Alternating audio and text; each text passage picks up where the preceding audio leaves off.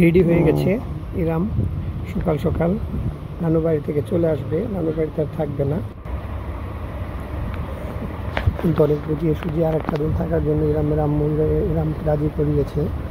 এই যে ইরামের আম্মু আজকে ইরামের নানু বাড়িতে হাঁস রান্না করা হয়েছিল আর পোলাও, আমরা এসেছিলাম এর জন্য।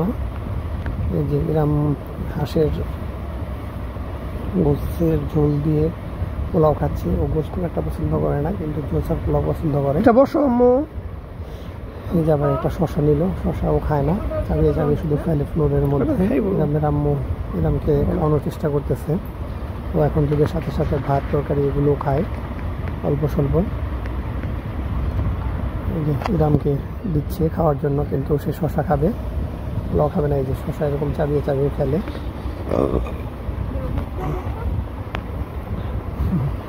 অনেক বুঝিয়ে সুঝিয়ে ওকে খাওয়ানো লাগে। এক লোলা দিলে আর 1-2 মিনিট আর মুখ খুলতে চায় না। এই যে শশা দিয়ে মুখ আটকে রেখেছে, সে আর খাবে না।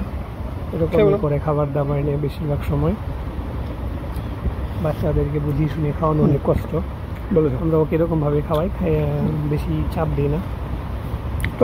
ওর ইচ্ছে পছন্দ খাবে, না হলে আমরা খেয়ে ফেলি আর কি করে।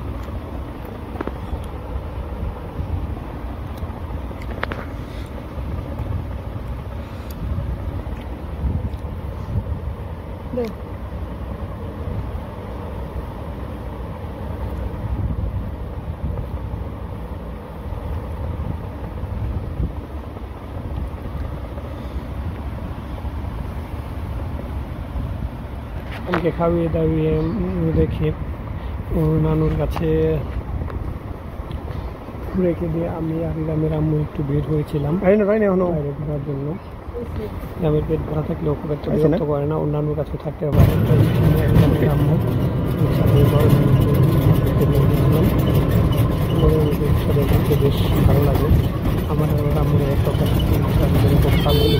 খুলে বসে থাকতে খুব পছন্দ করি আমরা।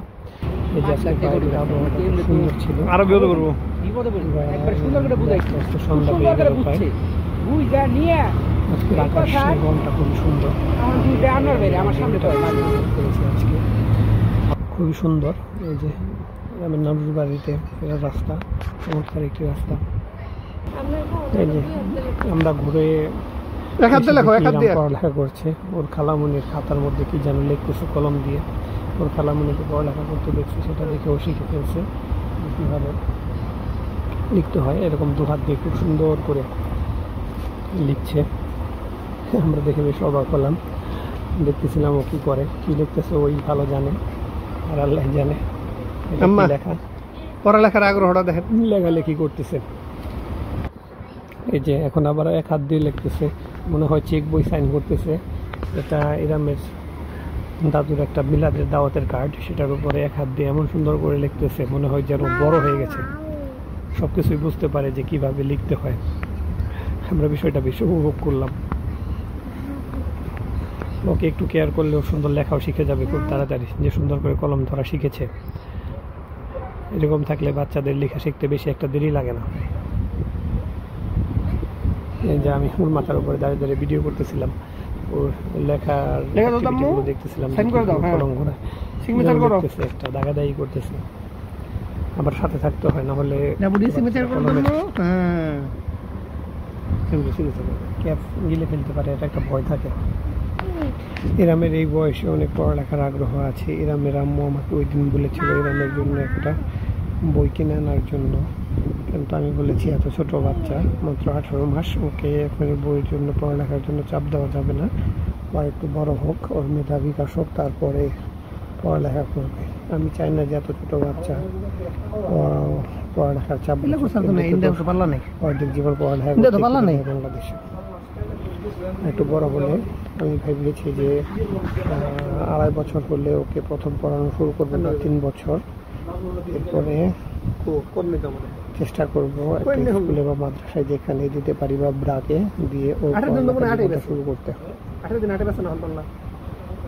তত আগে ওকে পড়ালেখা করিয়ে শুধু চাপ সৃষ্টি করার কোনো মানে হয় না। কিন্তু তো মনে হয় তার আগে থেকে এই সলিউশন এগুলো শিখে ফেলবে, কারণ ওর খালামুনি পড়ে এবং ওকে পড়ানোর চেষ্টা করে। জোর কলম ধরা শিখিয়েছে, দেখে মনে হয় যেন ও কিছু একটা লিখতেছে, খুব ভালো মনোযোগ দিয়ে।